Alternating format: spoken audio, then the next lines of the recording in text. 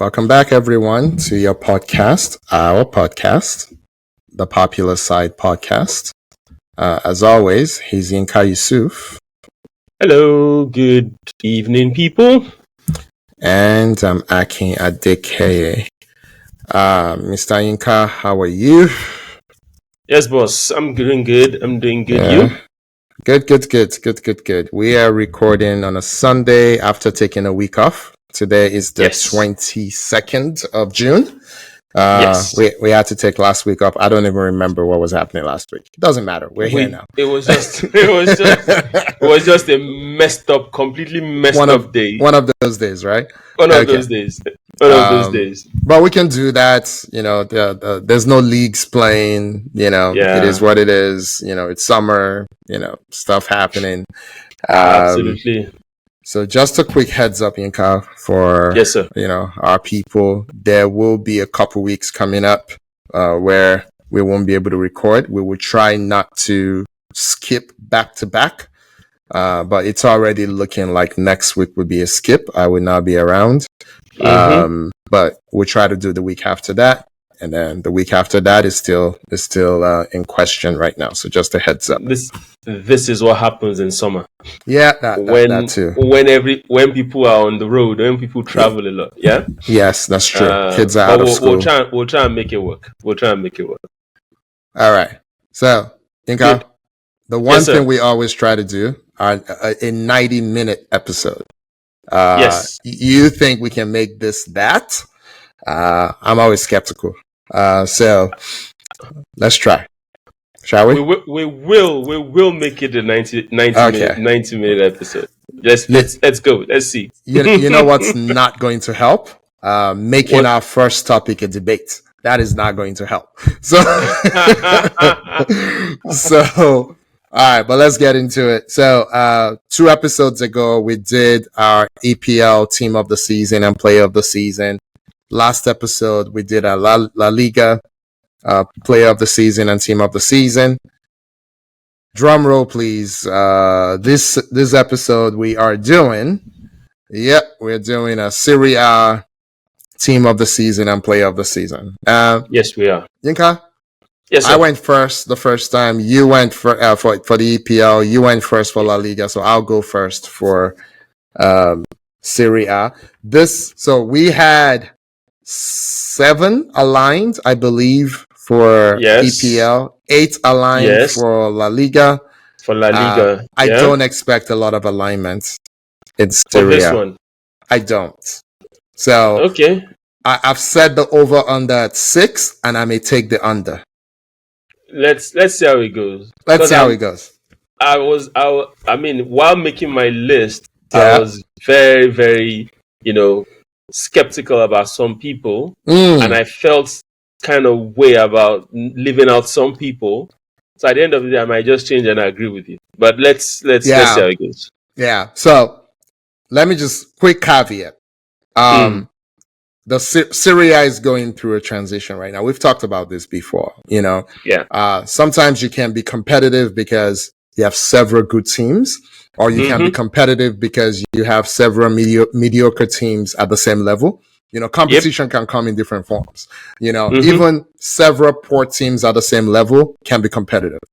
If that makes sense. But I think what's happening in Serie A, you can see it with what they're doing in Europe, right? So Inter definitely has found a formula. I think they've come to the end of their cycle and they need to refresh.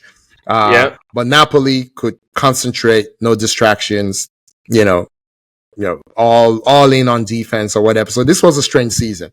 Milan, good players, underachieved. Juve underachieved. Bologna did not hit the high of the season before. So this was a season in transition for Serie A. I agree. That's all the editorializing I'm gonna do. I'm gonna go straight into it.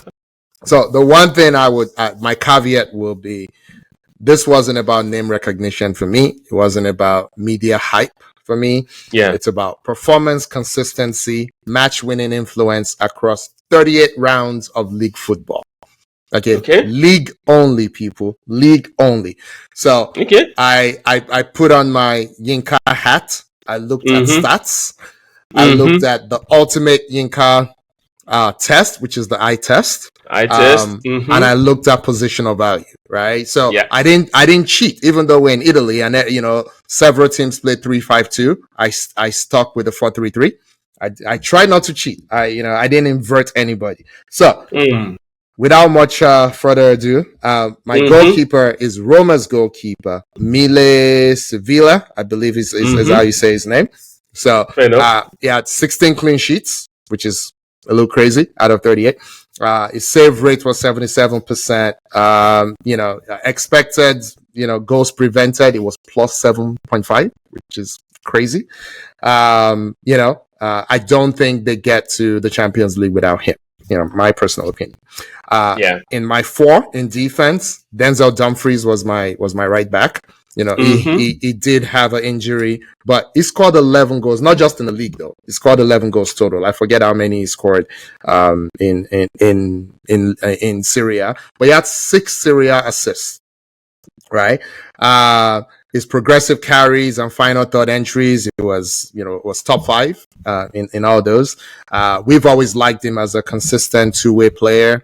Strong defensive outputs. You can't really play for Inter without that.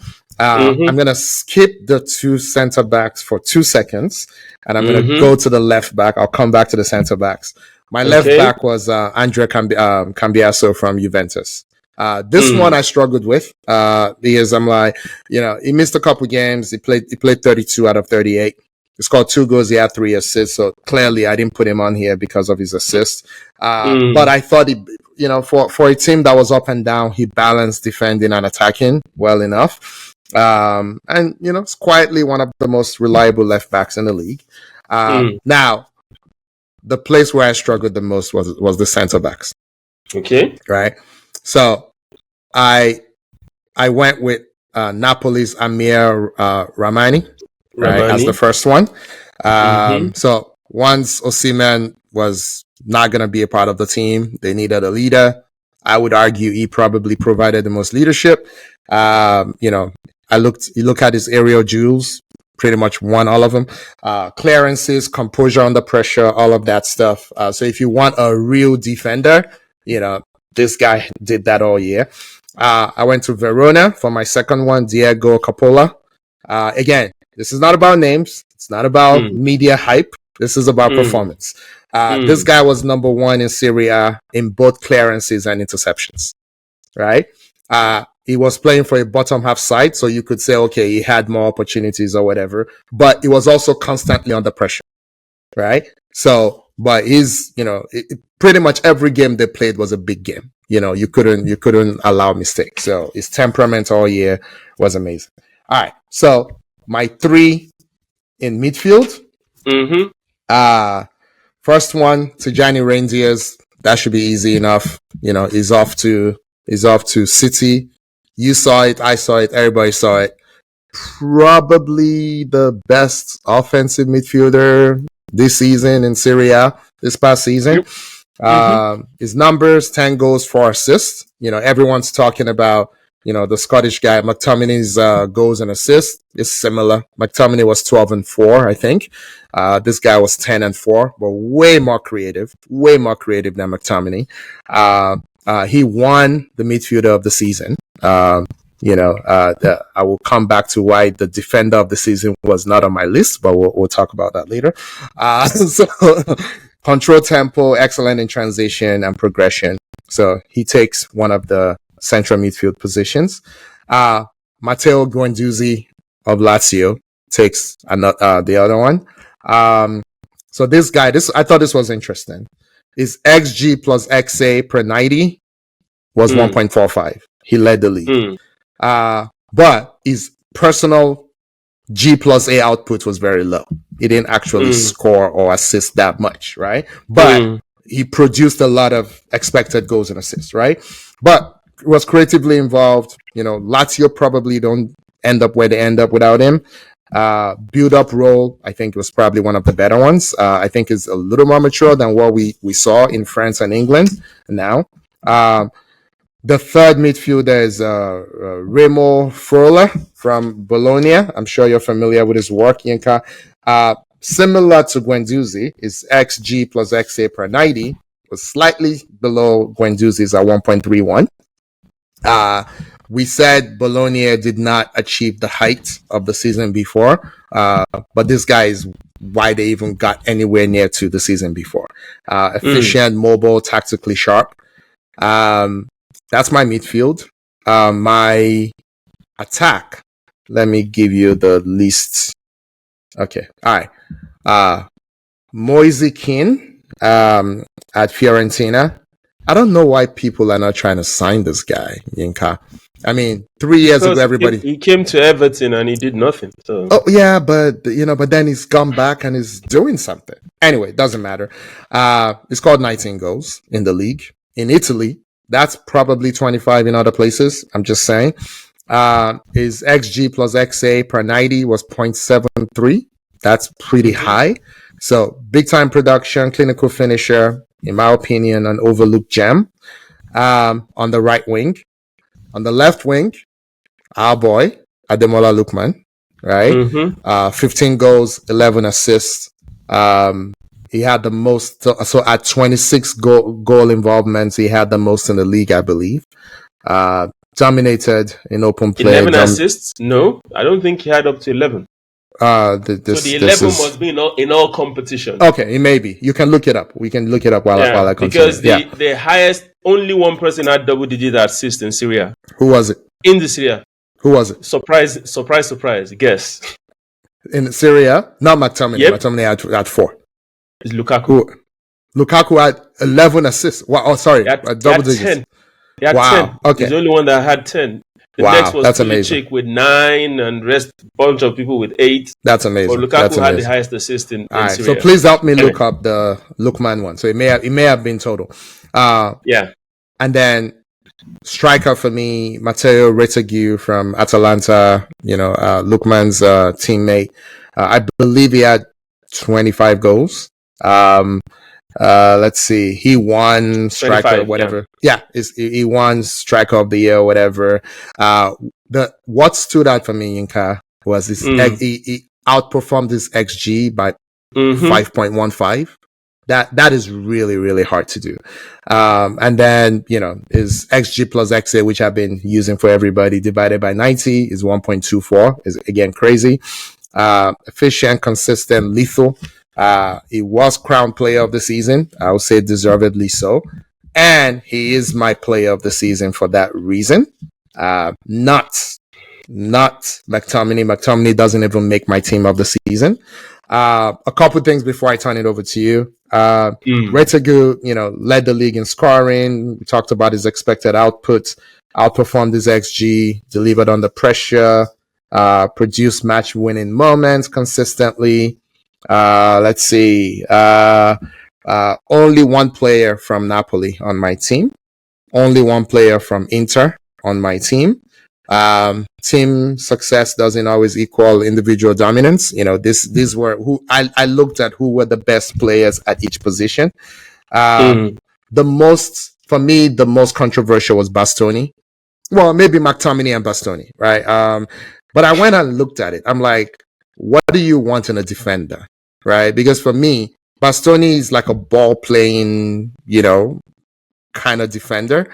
But I want defenders that can defend and that have opportunities over 38 games to show they can defend. So he was good in the build-up, but it was grossly outperformed in what I consider defensive, stats by Coppola and Romani. And it was a lot. I wish I had written it down, but it was a lot. I left back. I thought about Indica, but I just thought, Cambiaso, positional accuracy, two-way value. So I let that go. And then finally, McTominay. Yes, he won. I don't know what they call the MVP in Italy, but he won it. But the reality is, if you look at pure stats, he did not outproduce or out-influence the three people in my midfield. That's just the reality. It doesn't play well in the press. But on a per 90 basis, it wasn't close to those guys. So if you go not by reputation, if you go by reliability, these are the players that showed up every week. That is your team of the season. and your player of the season. Thank you very much. I can now take my... No, I'm just kidding. Over to you, Yinka. You started off by saying you use eye test, but you ended up not using any lick of eye test. I didn't use journalist test. I didn't use journalist test. You went stats. If I didn't know better, I would say you didn't watch most of the Serie A matches, yeah? Because you're just going stats. No, I look at dominance. How can you go for it? Not have Bastoni as the best centre back in Serie A? That's criminal. That one I struggled with. This guy is criminal. Outperformed him. It is criminal, right? Okay, give us your list. Eye test. Bastoni, left-legged, can pass the ball, can defend. Is strong, is big. Come on, man. Did he outperform them? Of course he did. Okay. Anyway. So Yinka, I thought I struggled with Indica and Bastoni. Indica should not even be on your radar. Frankly, hold on. I was gonna cheat. Indica and Bastoni are similar, both left-legged. I know. Both play the same way. Bastoni is way better than Indica. Bastoni performed way better than Indica this season. But the two people I chose had more opportunities to play defense. Not just lead the attack, not just initiate the attack, not just play the ball out of the back or whatever. To actually be under pressure. No, but you may not think that matters, but so if that is the case, then you should go further down the line. You should go way below, further than Bologna, further down than Bologna. But this were the best. Further down than this were the guys who did it. There are way more people that faced, Bongiorno, Torino, and the rest of it. Give us your own. My list. So I agree with you with the goalkeeper. It's not a contest. Villa was the best goalkeeper in Serie A this season. Probably one of the reasons why Roma, right, actually conceded. I think there was 35 they conceded. That's crazy. That's crazy. Which is ridiculous. It's only Napoli that conceded less than that all through the season. Right back, I also have Dumfries. Oh, nice. That's given. Is the best right back. Di Lorenzo of Napoli is a good shout. Right? I would agree. And frankly, I almost cheated giving Di Lorenzo left back, right? Ahead of Cambiaso, ahead of DiMarco, ahead of who else? There's a third option I had. I've forgotten. Yeah. So, but DiMarco had a poor season. There's no other way to put it. In my opinion, I think he performed way better last season. And maybe it's unfair to him to compare. to use last season to judge his performance this season. That's fair. But I just don't think I'm not gonna do that, right? Cambiaso is okay, but frankly, I don't think there was an outstanding left back in the Serie A this season. Is that fair to say? That is fair. It's so bad that I look at Di Lorenzo and I say, you are almost as good as Dumfries at right back, and you can play left back, right? So, which is why I said I had this, should I, shouldn't I? But I kept Di Lorenzo at left back, yeah. But I put asterisks on his name here because I was like, let me see what your list looks like. Maybe you can convince me. But for now, I have Di Lorenzo left back. Did I convince you? To shift to no? Okay. I was hoping you could come with a better left back and a better argument. Than Cambiaso. All right. Not really. So I have Di Lorenzo left back, and then in midfield, I think you went with Bastoni, didn't you?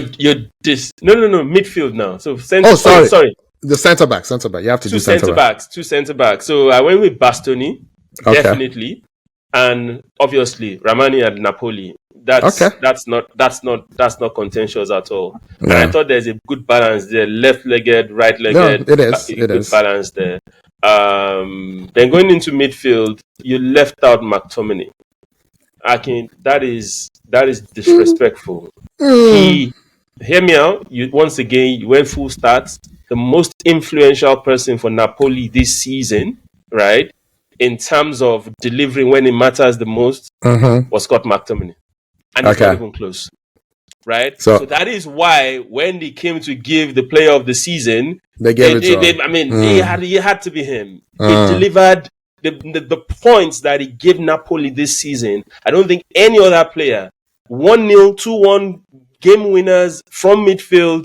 And that is why Lukaku had the highest number of assists, because those assists were always going from layoffs. Most of them were from layoffs to McTominay coming in from midfield.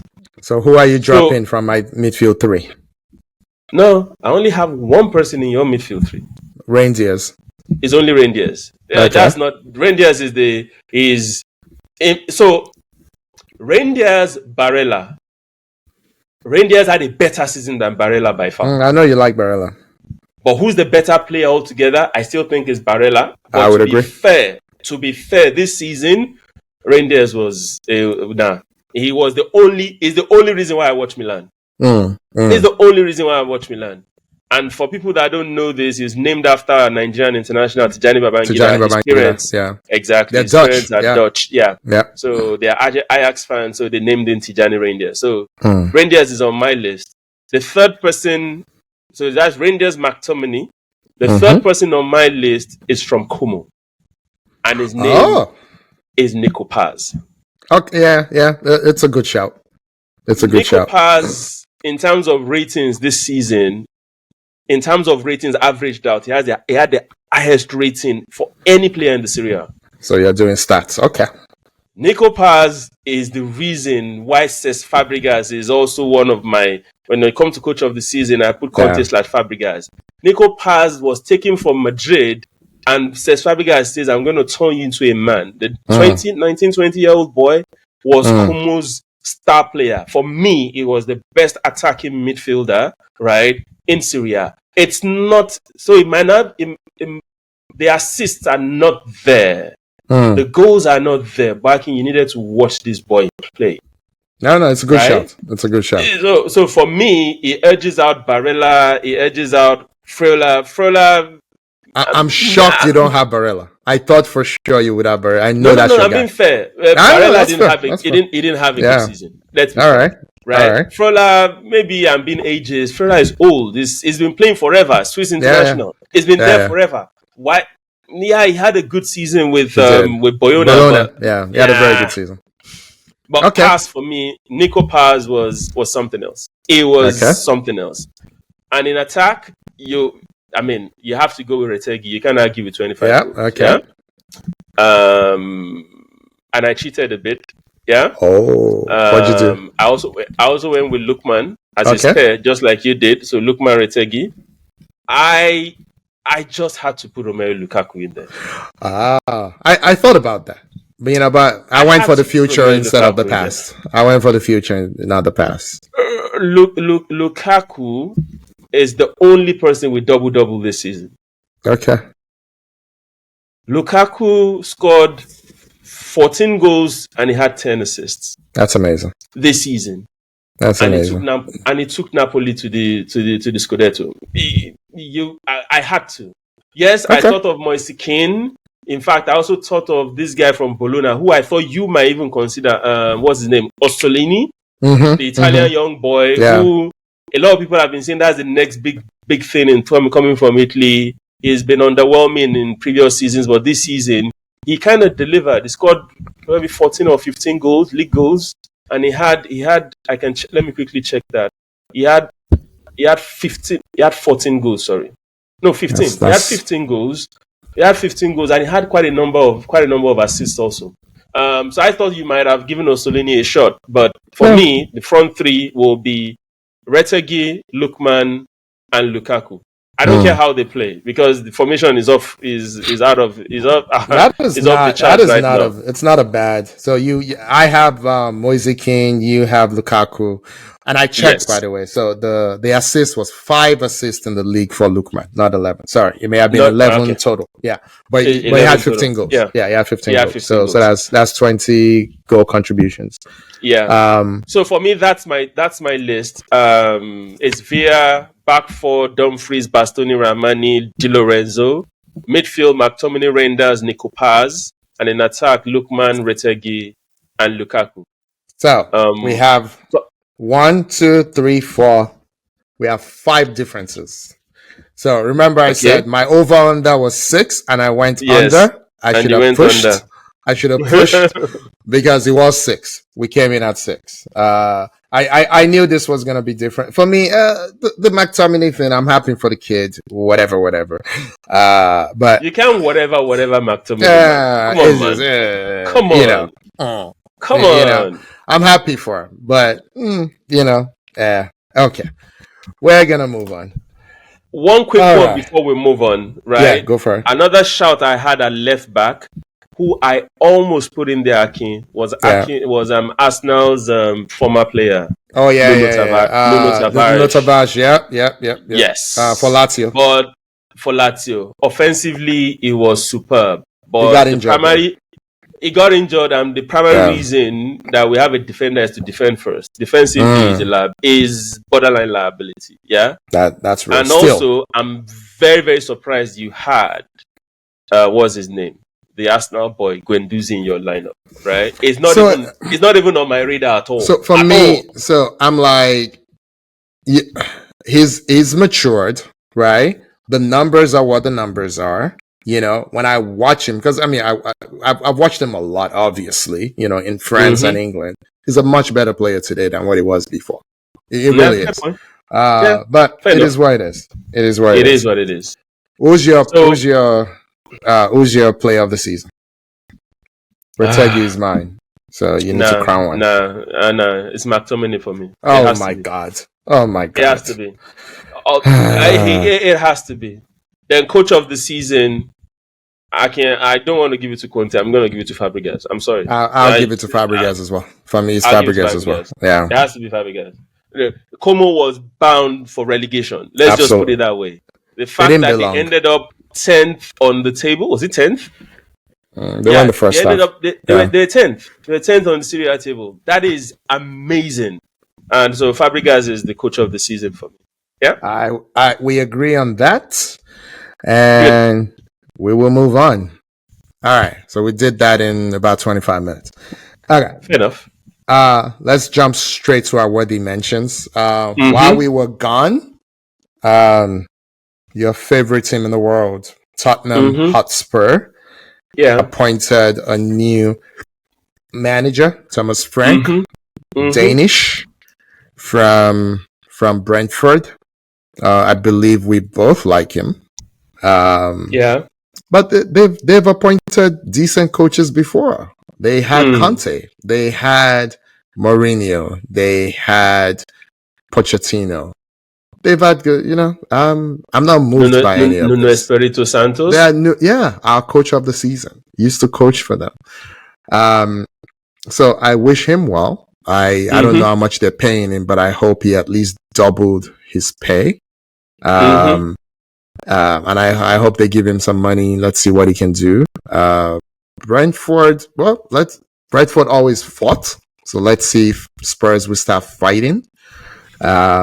What do you think about this? Do you care at all? Frankly, I don't. It's just, I think we're obligated to just talk about it briefly. Is it a good fit? Who knows? Only time will tell. Who really knows? We kind of know what Frank is about and the kind of players he wants and the way he wants to play. And we also know what the Spurs hierarchy are about in terms of they are always they're kind of penny-wise, pound-foolish. You get what I mean? The accountants will tell you Spurs is the best run club in England. Based on what?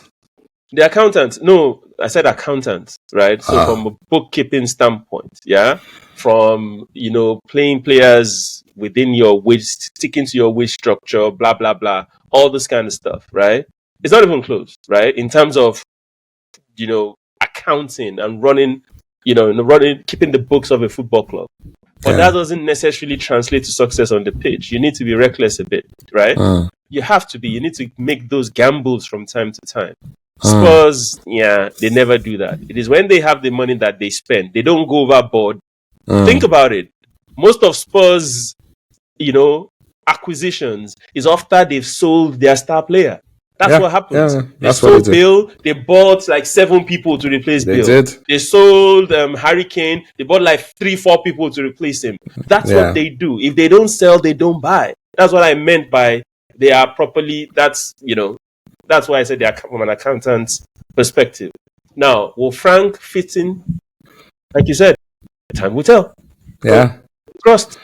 So I would say we've seen 2 iterations. We didn't watch him in the championship, but we've seen 2 iterations of Thomas Frank. With Ivan Toney and without. No, actually 3. With Ivan Toney motivated, with Ivan Toney on his way to Saudi, and then without Ivan Toney. So not having a big center forward through whom everything ran, you know, they did things a little differently. When things ran through Wissa and Mbuemo, with Ivan Toney there, they were running everything through him with those 2 guys, pinging passes to and from him or whatever. When he had his little situation, suspension, the team struggled, right? And then this season, they outworked their opponents on most nights and played well. The one thing you can never accuse Spurs of is working hard. That hasn't happened in years. So is it a good fit? I don't know. Do I care? Not necessarily. So fingers crossed. But it's a good acquisition for them. It's a young, well, not really young, but it's a decent coach. They could have done worse. Yeah. Let's go straight to transfer rumors, transfers confirmed, all of that. I don't think we had mentioned Rangers before, but I believe that's now confirmed. Yes, it is. Going to Manchester City. I think we both agree that's a I don't know if they need him, but he's a good player. They're a good team. It is what it is. It is what it is. So that's good. Cherky was confirmed as well from Lyon, I believe. It was from Lyon, right? Yeah, Cherky to City. From Lyon. Yeah. 42 million euros. Rendia was 55 million euros. Again, where they're getting all this money, because they're not selling anybody. Well, yet. Okay. All right. Well, we got time. We got time. So a couple things. Maybe they have a deal lined up to get someone out of the door, and they're already just spending the money in advance. But which is dangerous, but there's a positive to it, right? Because if you sell somebody before you buy, the opposing club knows you have money. And that's real. That's real. Yeah. That's real. While we're on that, on that topic, KDB has signed for Napoli. Yep. Right. That I think that's actually really, really good. That's a good acquisition by Napoli. Now the game is slower in Italy, but the thing is, does he have legs for anything? I'm glad he's not coming to the MLS. Obviously I'm selfish. I want to see superstar players here, but not at 32, 33. I want to see them playing against the best for as long as they can. So hopefully. The question for me, Akin, is Conte, the KDB Conte. Is that a good fit?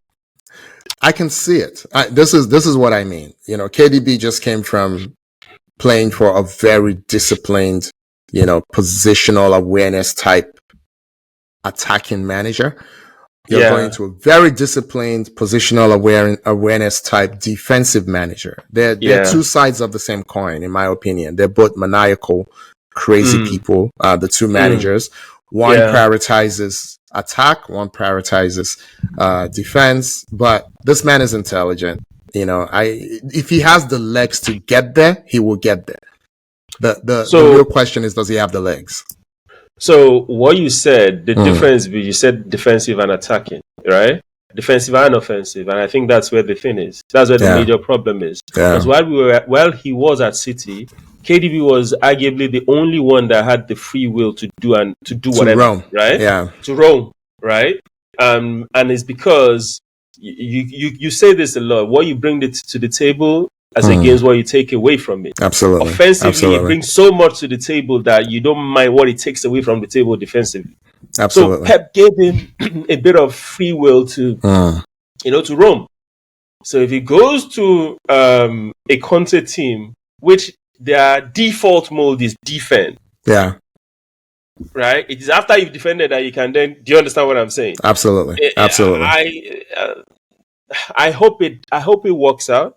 But is it a good for a Napoli team that is so defensive?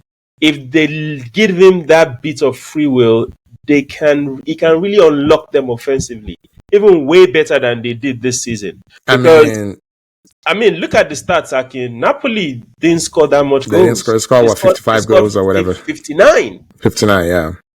So, right, that's 20 less than Inter Milan. Bro, it's going to show McTominay what a real midfielder looks like. That's what I'm looking forward to.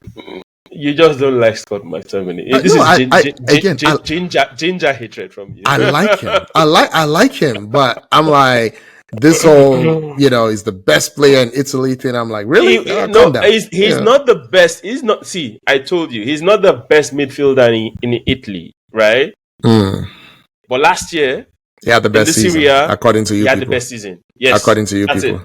Okay. Yep, he did. All right. We're now relitigating this. Okay, so let's talk about Liverpool real quick. Florian Wirtz came in. Yeah. He ended up being £100 million plus 16 million in add-ons pounds, whatever that equates to in euros. People are now convinced he's the best player in the world at his position, and I'm like, really? Since when? So I'm like, why do we do these things? I'm like, did Musiala die and nobody told me? I'm like, why do we go overboard? Why can't he just be a good signing for them? They can afford it. God bless them. Let's move on. Why does he have to be the best player in the world at his position? No one said that 3 months ago. Just ignore. Okay, ignore. Let's move on. Just ignore. Good signing, 22-year-old. We've not seen the best of him. I pray. I don't think we've seen the best of him. Is he a good signing for them? Yes. Is he going to bench Szoboszlai? Is he going to bench Harvey Elliott? Yes. Is he going to start for Liverpool? Yes. So all of that I agree with.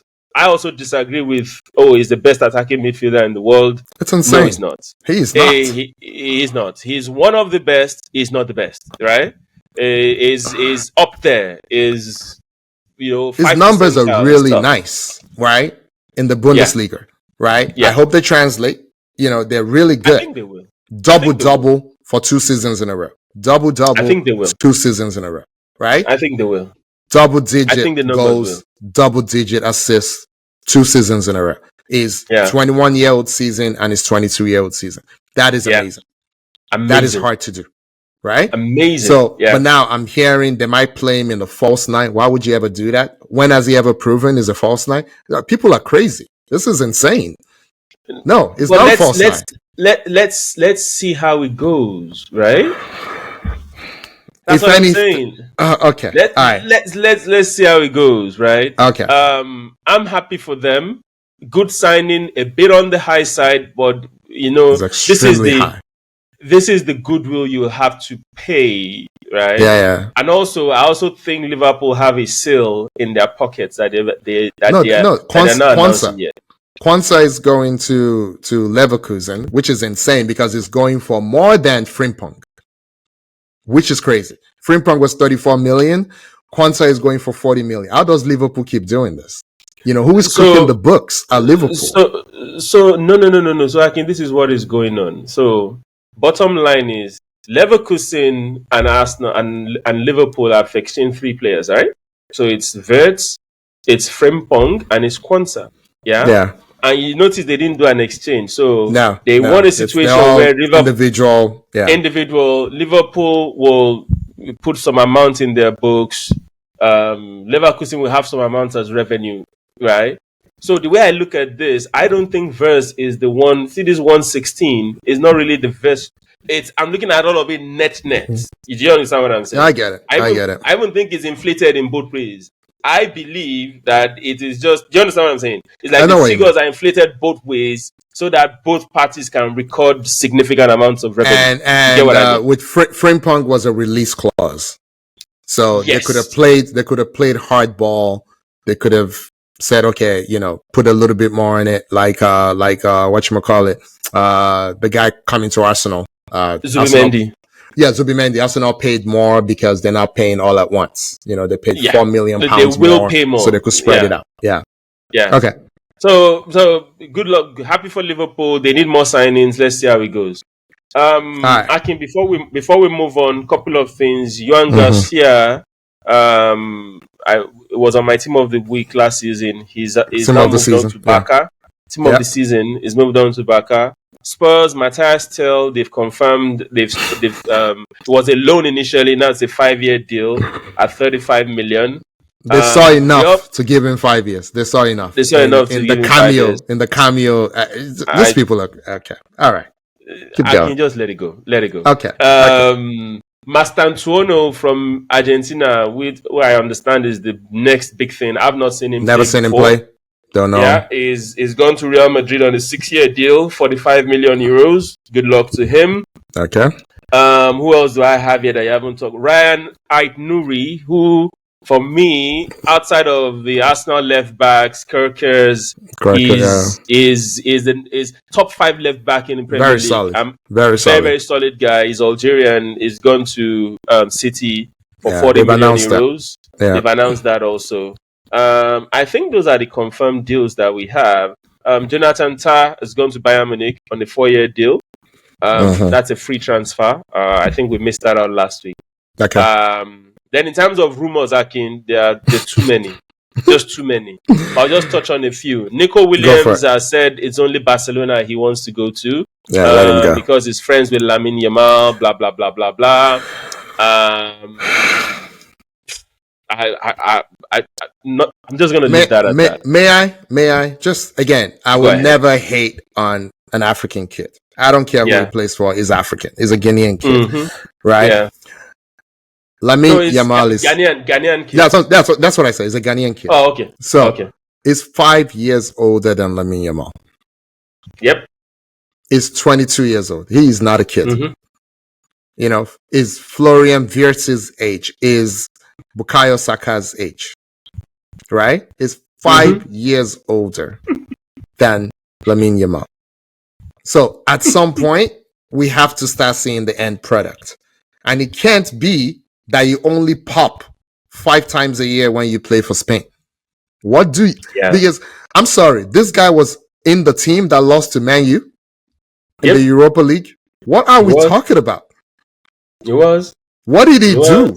What did he do against Bruno Fernandes? Granted, I didn't bother to watch, but I'm asking. I did. What did he do? I did.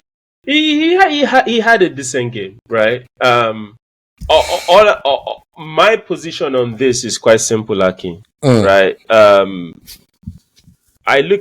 A lot of Arsenal players are saying, "Get the guy," and I tell them, I say, he's not that far off from Martinelli. No. Right?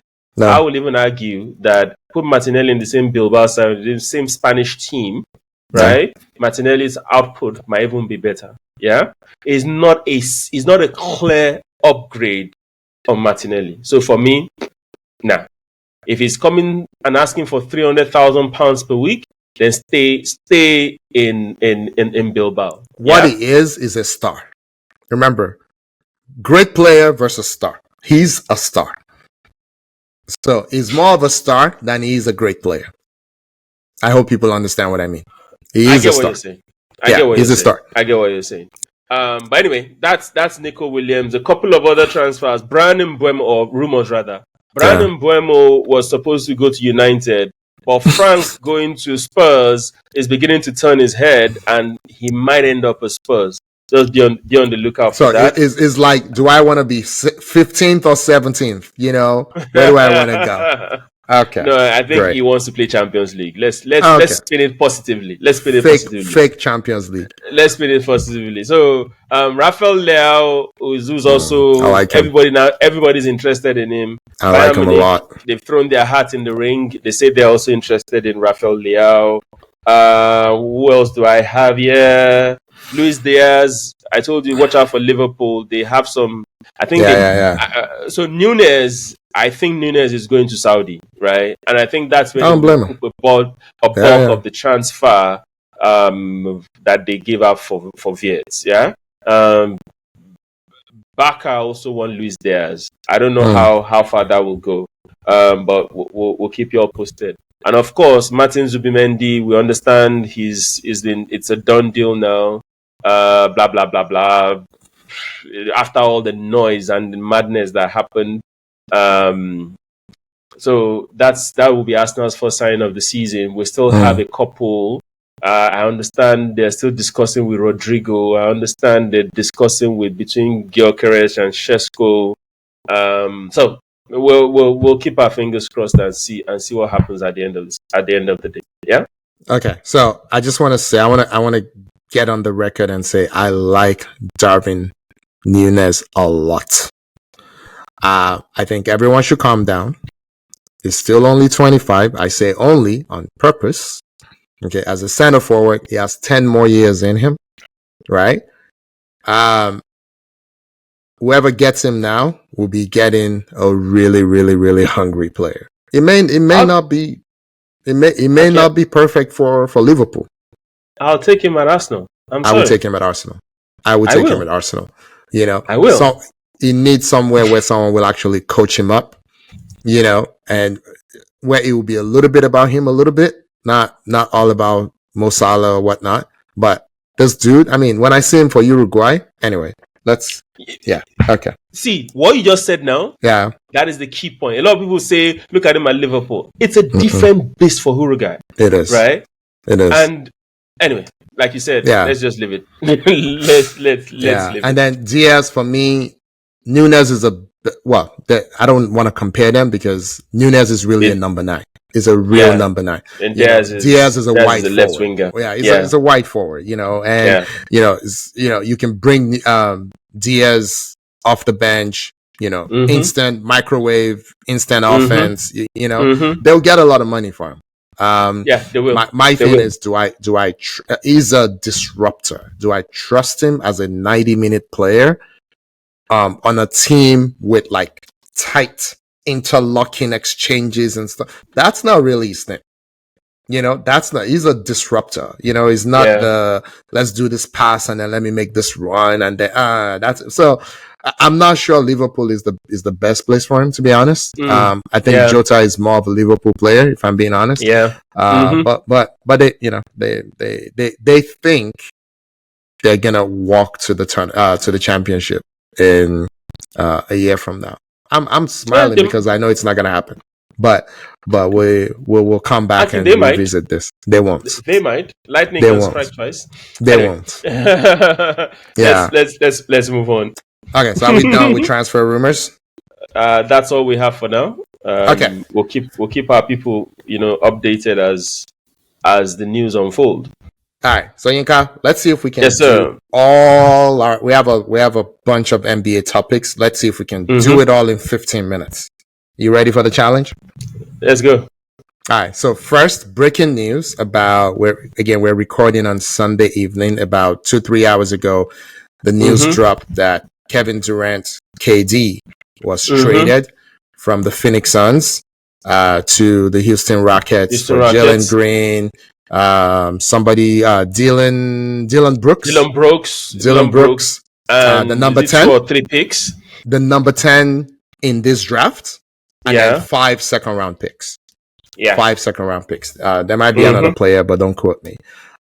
So, you know, I like The Athletic, and I like reading The Athletic.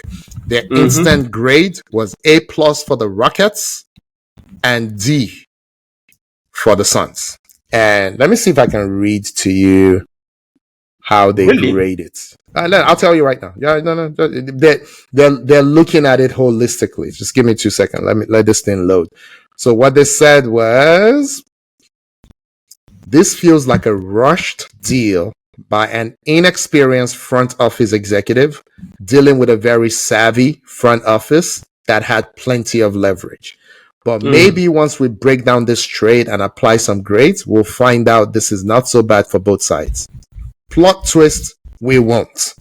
Let's bust out the red pen and slap some trade grades down on this deal. But let me tell you why they said this was really bad. So for the Rockets, right? So they gave them A plus.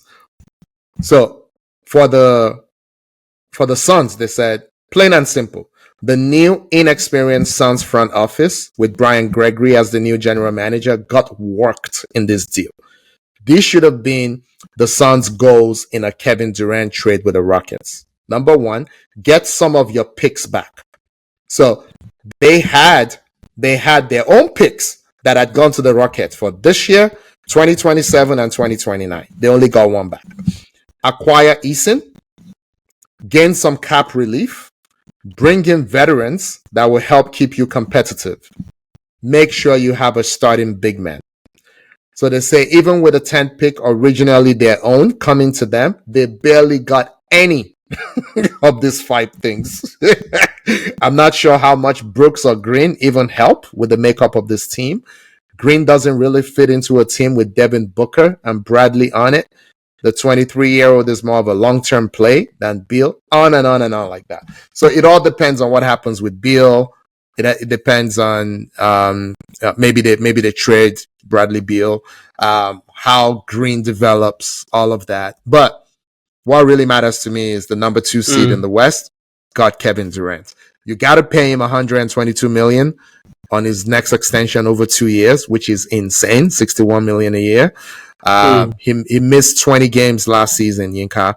The 20 games he missed, they went 3-17. The ones he played, they were 33 and 20. Was it 33 and 29 or something like that? Something like that. So, I mean, they were 33 and 29. They were a mess, but when he played, they were above 500. When he didn't play, they were 3-17. So, the man can still play. Yinka.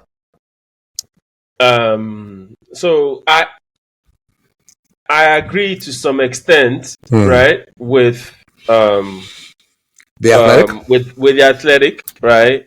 But I think the Suns, they might have been shafted, but I think they're blowing it up. I think a Booker trade is coming next. Yeah. Oh, they can't trade him. They can't trade him. What do you mean? Is it that they can't or they will not? They will not, because I know how the owner thinks. It needs someone that can sell tickets. It will never fully rebuild. We'll see. We'll see. The draft is coming, so we'll see.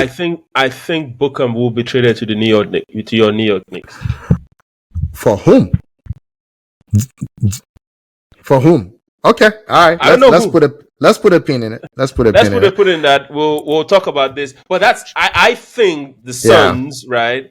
I don't see KD. The options were minimal, right? It was either Miami, right, Houston, or where, or with Ant-Man or New York. Yeah, but New York didn't want him. New York apparently did not want him. Yeah, which is my point, right? Yeah. So this trade says a lot more about Kevin Durant. If you are this so-called superstar, if you are this so-called A-list player, right? And all you care about is, I just want to hoop. No leadership qualities, nothing. This continues to tarnish his image. All we see him as is just a good, very, very good basketball player, right? You're hopping from one team to the other, people not wanting it, not working. Akin, he goes to the Houston Rockets. I might be wrong. I have a funny feeling he's going to fall out with the Houston Rockets also. Watch. It won't. So.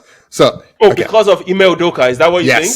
Yes. Okay. Because Ime is a fantastic coach, a disciplinarian, and a leader of men, and a leader, and he doesn't suffer fools. And I'll give you that. KD, even at his advanced age, KD will be 37 before the season starts. He's still a great defensive player. KD. No. So we're kind of forgetting stuff a bit here. He's a great defensive player in general. The past 2 seasons, Akin, hell no. Under Emil Doka, you'll play defense. But let me make the point I was gonna make. So you know where he's actually falling off. Okay. His free throw shooting. Remember, he used to be a 50, 40, 90 guy, or very close. Yeah. Is this past season it was 52.7. From 2, 43 from threes, 83.4 from free throws. On the free throws. That's concentration. It's good, but it's not Kevin Durant good. It's legs, and it's because if you get fouled when you go to if you're tired enough, you can't shoot. Do you understand? The older you get and you keep driving, it will affect you. And maybe concentration fair. Also. That's fair. Fair enough. 26, 6 and 4. 26.6, 6 rebounds, 4.2 assists. I mean, look, what the Rockets needed was instant offense. They can play defense. They have bodies. They have young kids who are coming up. What they need, they would have gotten past the Golden State Warriors with Durant on that team instead of Jalen Green. They would have. Okay. If you say so. If you say so. And so I hear what you're saying about KD. My counterpoint is, and this is a good segue to the LeBron discussion we're about to have. Yeah. LeBron, you got to change everything when it comes on. You got to change everything to suit him. You bring our boy Giannis in. You got to change everything to suit him. Yeah. KD is the rare volume scorer that doesn't need the ball. Yeah. KD doesn't need the game redone or the team remodeled to him. It just takes over and just does his thing. Like the when he went to the Golden State Warriors, they were still what they were before. Only now they had his defense and they had his shooting and they had a 50, 40, 90 guy. It's like it's almost I can't think of anyone who does that in football that I can compare him to. Like, it's almost like a role player, like a superstar role player that you can just plug in. You don't really have to change much for KD, So he's like the perfect basketball player. People don't want to hear it because they don't like his attitude. He doesn't comb his hair or, and he banters with people on Twitter, all of that stuff. But if you leave all that nonsense behind, you don't have to restructure anything for KD. He will come in and just fit in. I can hear what you're saying, but for somebody this skilled, his leadership qualities are almost non-existent. And I don't disagree. That automatically brings him down from wherever he is. For me, it plummets him instantly. I don't disagree. You cannot be this good and not give a damn about your team, how your team is playing. Who is the leader of the Rockets? Who is the leader of the Rockets? Is Emil Doka. Is the Thank coach. you. Okay. So it doesn't matter. That's my point. So that's why I said I give you that, right? Yeah. I hope Ime can work his magic. You will. Sincerely also, because I like Ime. You do also. Yeah, I do. Right? I love him. So let's fingers crossed on this. But I look at the trade and I'm like, there are limited options. So it's not as if the Suns they were sitting down waiting for like 10 people offering them stuff. That's very true. That's very true. It's not like there are like 10 teams waiting to trade for. It's just Miami, New York. New York said they didn't want it, so take New York out of it. Ant-Man and his team, and so this is the best offer on the table, and they wanted him gone. Inca is old, is oft injured, and is extremely expensive. Yeah. Those are the realities. The Athletic were a bit too unfair on Suns, yeah. We'll see. We'll see. We'll see. Let's move on. All right. We're eating into our 15 minutes. So, okay, Yinka, I'm gonna skip. We have an argument here that I'm gonna skip because I want to get to LeBron first, and then we can come back to it. So that's fine. There were 2 things that happened with LeBron. Let's see if we can do both of them in like 3 minutes, because I think it's the same answer for both. So you set it up. You set up the first one, and then you set up the second one as well. So let's do the first one.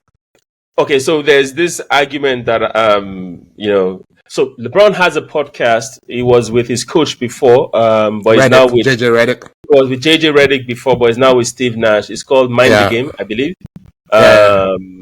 So on one of the episodes, LeBron said that a lot of people say that he does not have a bag. And how can you say I don't have a bag if I've scored 16 billion points? For our listeners, what he meant by bag is offensive repertoire, right? That is not as offensively skilled as some other people. And he's saying, oh, I scored 16 billion points. What the hell are you guys saying? That was the first one. I thought that was ridiculous, but he decided to top himself a week later, I believe, or a couple of episodes later, where he said that he does not understand. You know what, Akin?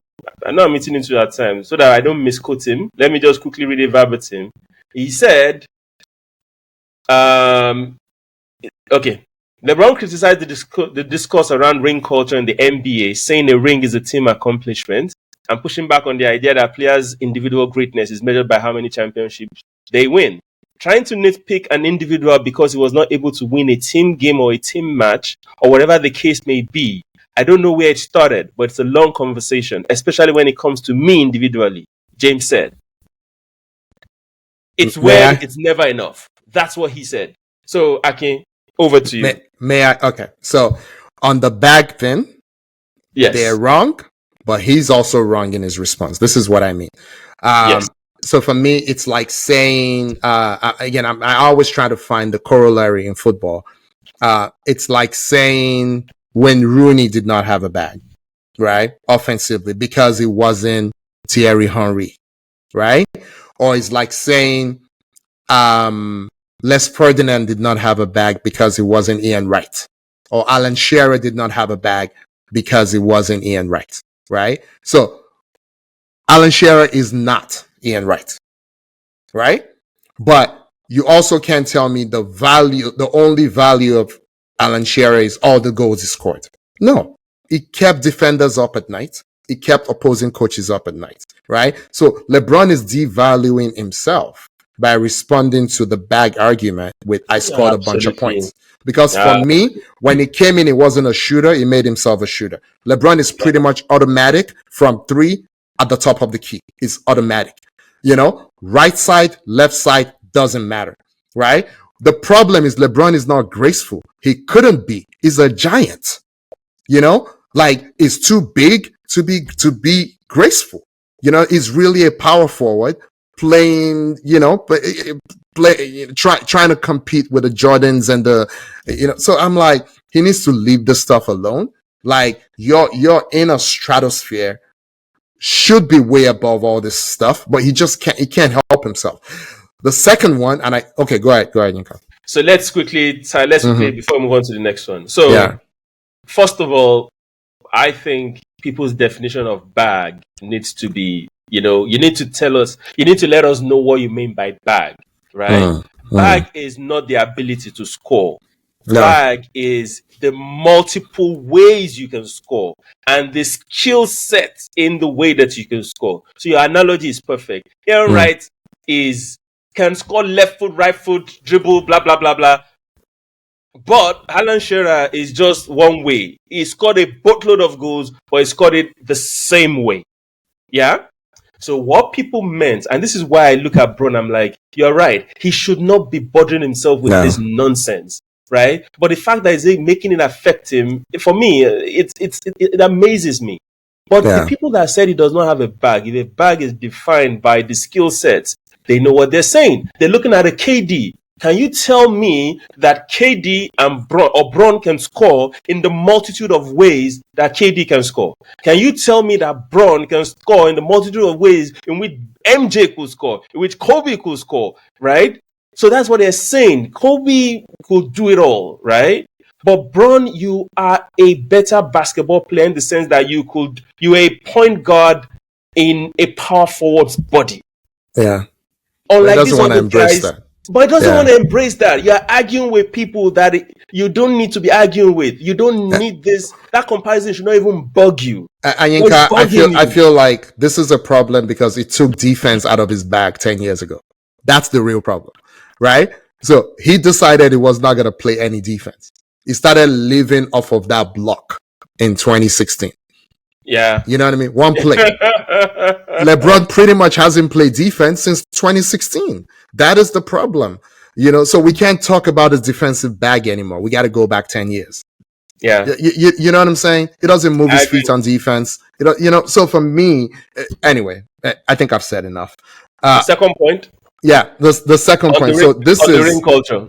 Yeah, so for me, this is just pure nonsense. Pure, unadulterated nonsense. LeBron was ring chasing, maybe in response to that culture, right?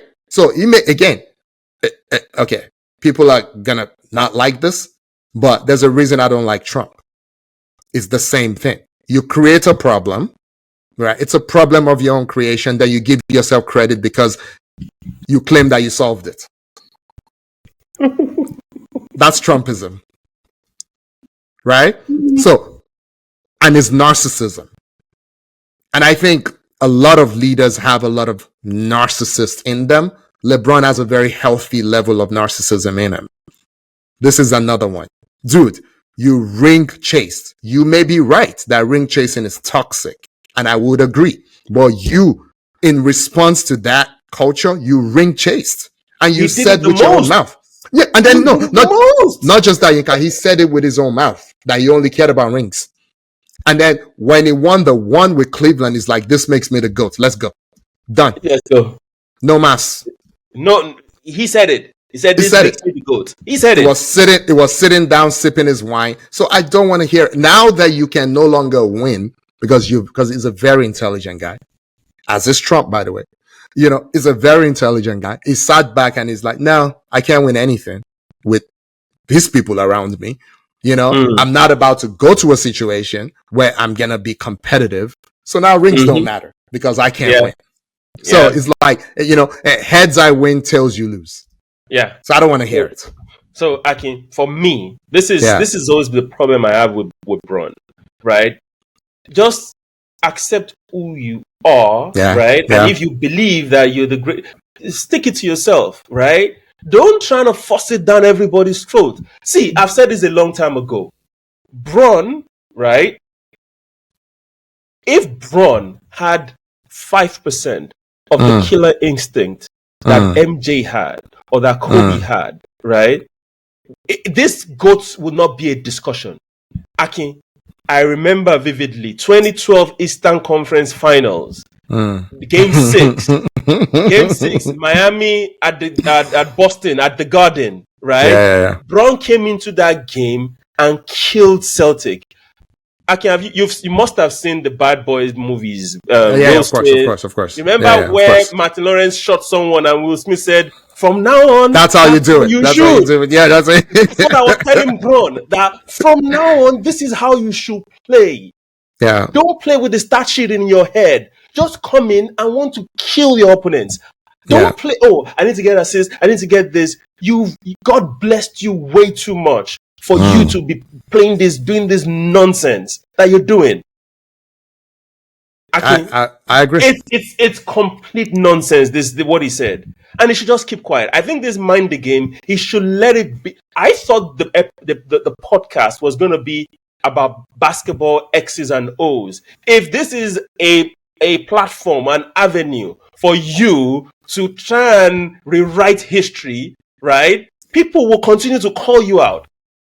People will continue to call you out. That means you haven't been paying attention to LeBron James. Come on now. Like, one, it brings people, okay, it's not coincidental that his last co-host was a white guy and he replaced him with another white guy, right? So every time he makes this, ridiculous assertions, they don't push back. Yeah. Right? They don't push back. So this is, I mean, we've known LeBron now for 22 years. This is who he is.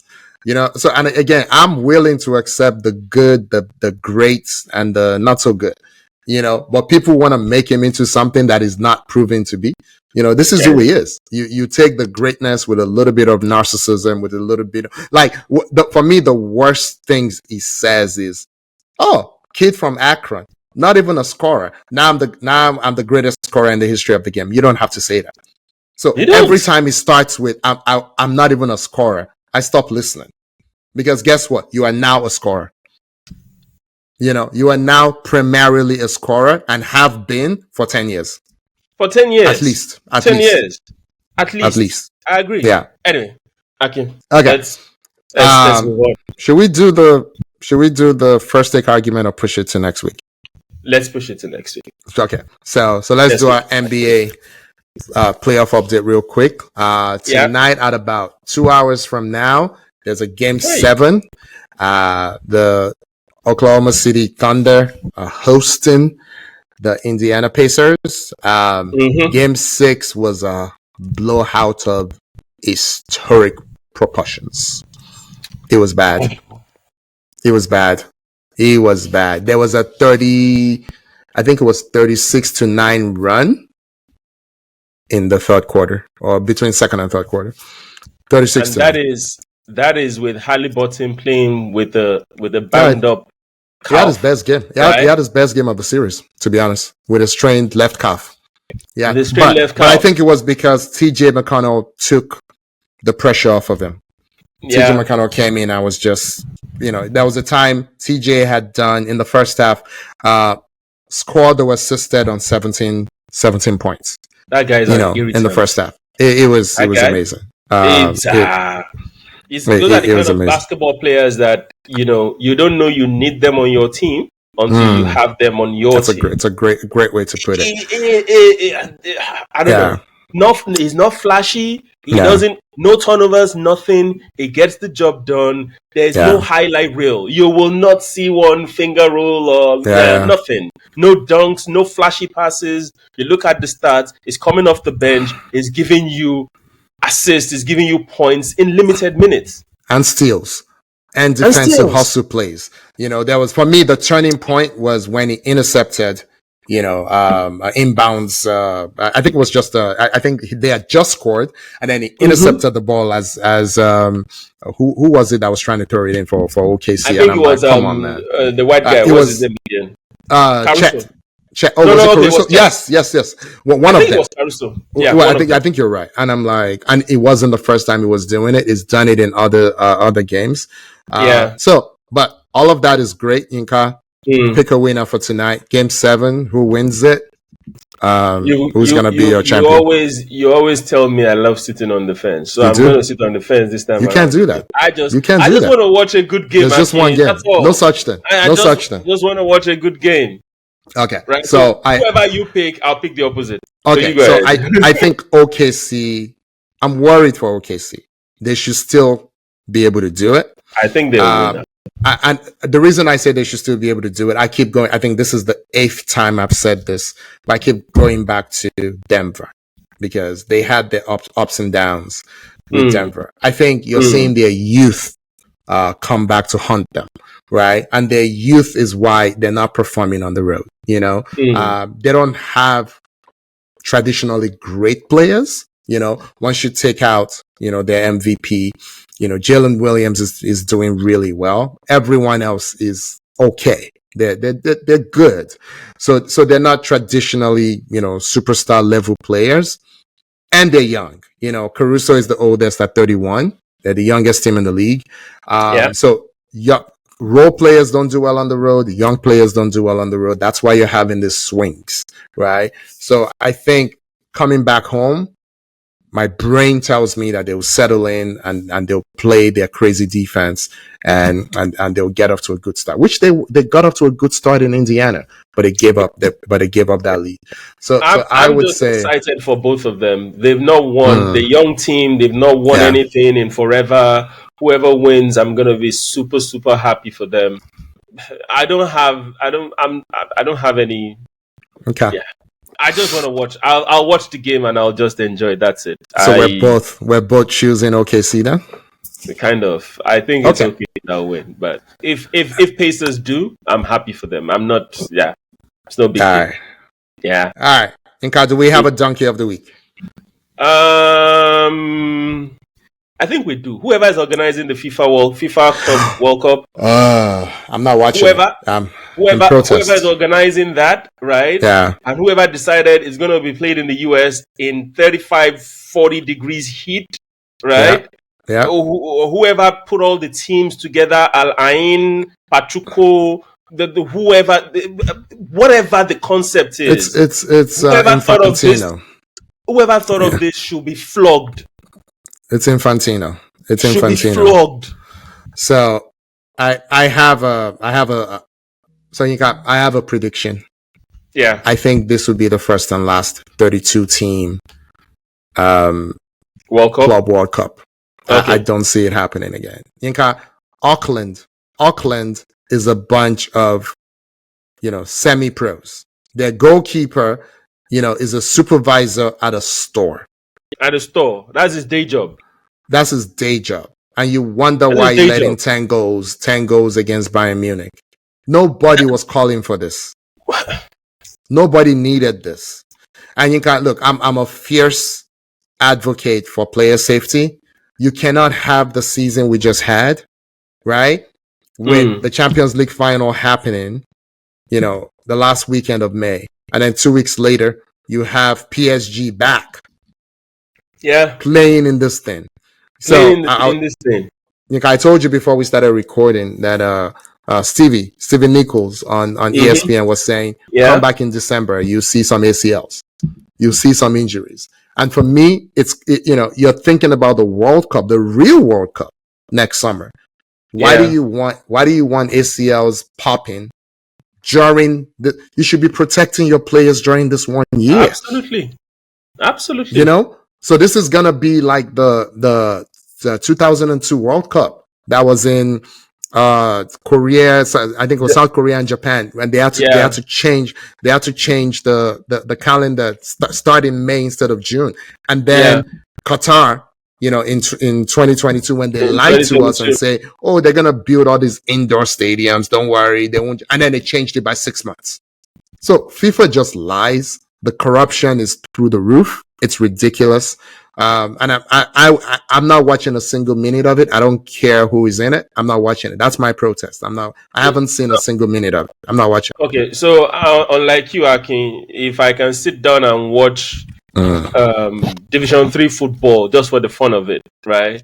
I gave this some audience. I watched a couple of games. So, for example, the Real Madrid games was on before we started the podcast, right? And Akin, it's just, for me, it doesn't make sense. Yeah? And if you're going to do something like this, why do you have 32 teams? What is the rationale for bringing Mamelodi Sundowns, for bringing Al Ain, for bringing Pachuco, for bringing... Inter Milan are supposed to be playing in MLS right now. But instead, Inter Miami. They're supposed to be playing. MLS season is on right now. So for the duration of this, they can't play their own league because of this? Yes, because Messi. It's ridiculous, man. I know. It's insane. The money grab. And there's no one watching, Yinka. There's no one in the stands. There's not even the stands are not full, Akin. People are not coming to work. They're not even coming to watch Messi. So this is telling me, this is an indication of what the World Cup might look like in the US. No, it's not. You think so? It's not.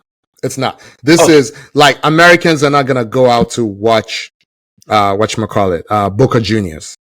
Okay? They're not. Okay. They're not gonna go out to watch Auckland FC. They'll come out to watch Cameroon versus Venezuela, for example. Because guess what? Yeah. They watch all these European teams that come here during the summer all the time. They will watch it. They watch the because most of the people that do that, Akin, they are fans of those clubs. Yeah, but right? World Cup is different. Right. So I get what you're saying, and I want to believe that also. But you see, Qatar, the larger percentage of people that came to the World Cup in Qatar are not Qataris. They're not indigenous, right? So with this whole Trump, the whole visa issue, that's a problem. That's going to be a problem. So it won't be because of interest. It won't be because of interest. I will try and see you next year. But if I don't, I already have my Canadian trip sorted out. I'll go to Canada. I'll go watch the games in Canada. Mexico. I'll go to Mexico. I'm not coming to you if Trump is giving me stress. I don't blame you. So I think that's the bigger issue. The bigger issue is the visas, would the borders even be open? Unfortunately, though, Canada and Mexico don't have a lot of games, really. So it's really an American. They just threw them like just a pity couple games, for supporting their bid. So it's really an American World Cup. But Americans travel a lot for football, right? So you see them at every World Cup. So they will watch their own home World Cup, regardless of who's playing. But the question is, will people come from Argentina if you're not letting them come in? Would they push to come from? Would they come from Colombia? Would they come from Africa? So anyway, Infantino, FIFA, whoever did this, you're my donkey of the week, but unfortunately, I believe you still do it again. So they will do it again. They will do it again. Anyway. All right, Inka, let's wrap. Yes, sir. We're at 80 minutes. Oof. Yeah, I thought we'll be able to finish in 70. I 80 minutes. Less than 90. So yeah, you did. So let's wrap. Let's wrap. Anyway, guys, thank you very much. Like Aki mentioned when we started off, the next couple of weeks we're gonna be, probably on and off. We'll try as much as possible to record, but if we can't, please bear with us in advance. And thank you for the support. We seem to be blowing up a bit on TikTok, which is quite impressive. Aki now has an account there, so he can see it now. So he doesn't have to listen. He doesn't have to listen to me tell this story every time. But still baby steps. We'll continue to do this. So what we need from you is still the same. We need your support. When you see anything come across your timelines across all platforms, please do the needful. Tell your friends about us, share, send us questions, send us topics to discuss. And I can hopefully over the next couple of episodes we'll probably spice things up a bit, bring new faces. Working on something. I'm probably even make that a bit more consistent so people don't get tired of hearing your voice and my voice. That part. So once again, guys, thank you very much. We really, really do appreciate it. Okay. All right. Thank you, Inka. Thank you, everyone. Appreciate it. We will see you soon, and goodbye.